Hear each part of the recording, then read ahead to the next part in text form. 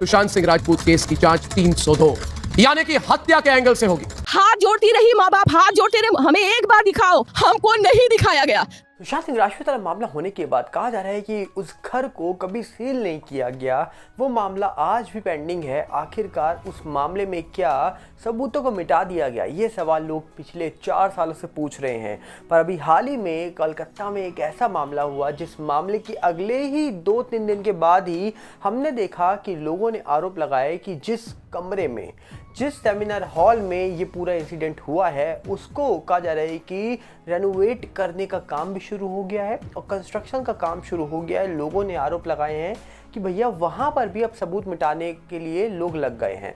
आखिरकार जब देश के इतने बड़े सुपरस्टार सुशांत सिंह राजपूत के साथ क्या हुआ ये 4 सालों में सामने नहीं आया, तो अभी हाल ही में एक डॉक्टर के साथ जो कुछ हुआ है उसका सच क्या सामने आने वाला है। बात करेंगे अब डिटेल में भी आखिरकार हुआ क्या है पूरे मामले में। पर सबसे पहले हम आपसे अपील करेंगे, अगर आप इस चैनल के अंदर नए हो तो वीडियो को लाइक करना, वीडियो को शेयर करना, चैनल को सब्सक्राइब करना बिल्कुल मत भूलना।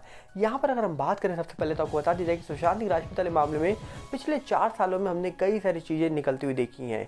इस पूरे मामले में हमने उस घर पर रहने वाले कई लोगों के बयान सुने।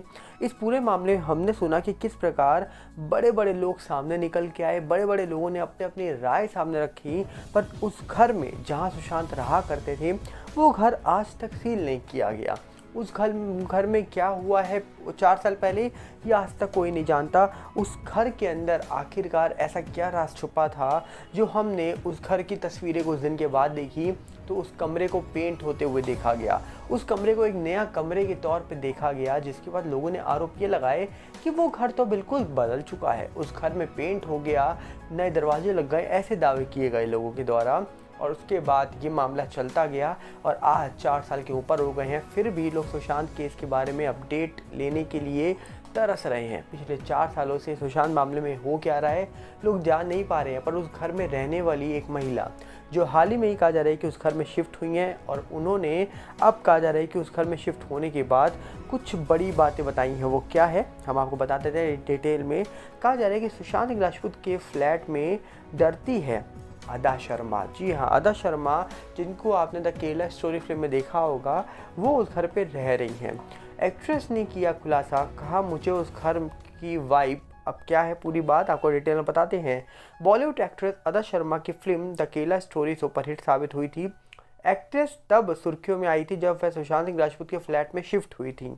अब उन्होंने सुशांत के फ्लैट में डर लगने पर खुलासा किया है। क्या है बात बताते हैं। 2020 में सुशांत सिंह राजपूत का निर्धन हो गया था, जिसके बाद कोई भी उनका फ्लैट खरीदने को तैयार नहीं था।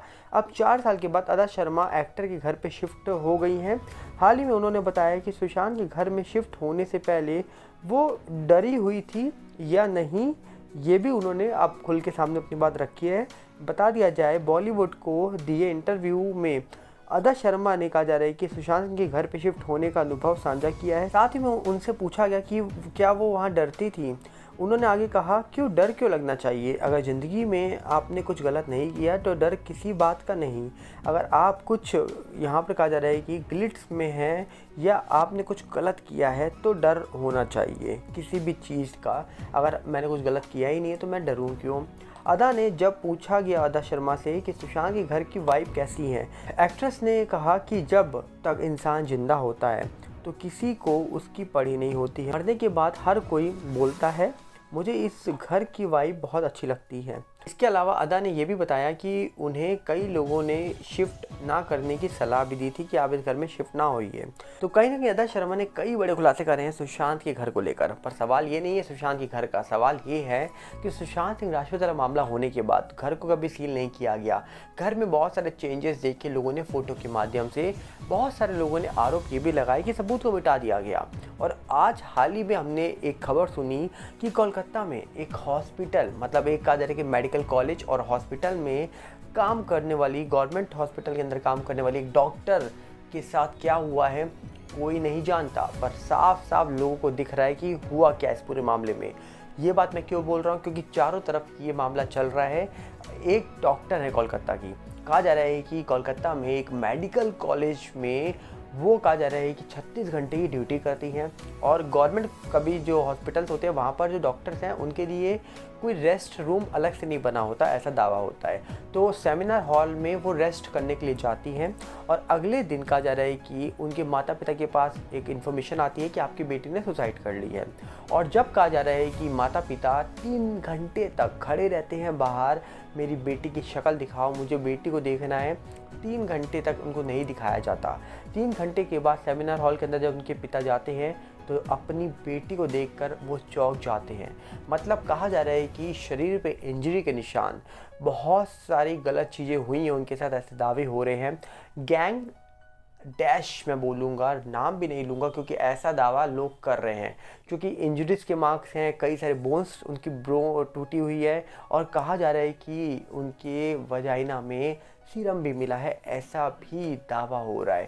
तो सवाल ये है, इतनी सारी चीज़ें सामने आने के बाद भी क्या ये मामला ठंडा पड़ चुका है? क्योंकि चारों तरफ इस पूरे मामले को लेकर जिस प्रकार कहा जा रहा है कि सामने लोग निकल के आ रहे हैं, ये मामला जल्दी ठंडा नहीं होने वाला। क्योंकि मामले में हुआ क्या है ये बहुत बड़ा सवाल है। क्योंकि आपको बता दिया जाए इस पूरे मामले में डॉक्टर के साथ क्या हुआ है, ये एक ब्लाइंड इंसान, मतलब अंधा इंसान भी बता सकता है।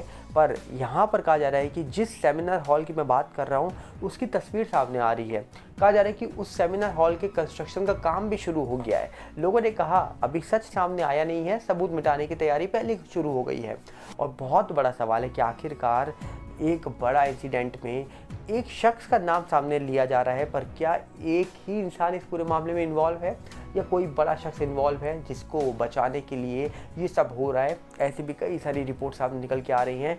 पर देखा जाए तो ये मामला जो हुआ ये कहीं ना कहीं लोगों को चौंका रहा है और कहीं ना कहीं बता रहा है कि आखिरकार इस पूरे मामले में बहुत सारी चीज़ें हैं वो छुपी हैं। और हम उम्मीद करेंगे कि जल्द ये मामला सॉल्व हो जाए, क्योंकि 4 सालों से सुशांत मामला तो सॉल्व नहीं हो पाया। पर फिलहाल कहा जा रहा है कि उम्मीद है कि ये मामला जल्दी हम सॉल्व होते हुए देखें, क्योंकि एक फैमिली का सपना होता है अपने बच्चों को डॉक्टर बनाने का, और डॉक्टर बनने के बाद 36 घंटे ड्यूटी देने के बाद अगर ये होगा तो फिर 15 अगस्त हो या 26 जनवरी हो, देश तब तक आज़ाद नहीं होगा जब तक एक महिला के साथ ये सब होने से रोका ना जा सके। तो आप क्या कहना चाहेंगे? कमेंट बॉक्स आपके लिए खुला है, हम मिलेंगे बहुत जल्दी। साथ में आपसे अपील करेंगे अगर आप चैनल के अंदर नए हो तो वीडियो को लाइक करना, वीडियो को शेयर करना, चैनल को सब्सक्राइब करना बिल्कुल नहीं भूलना।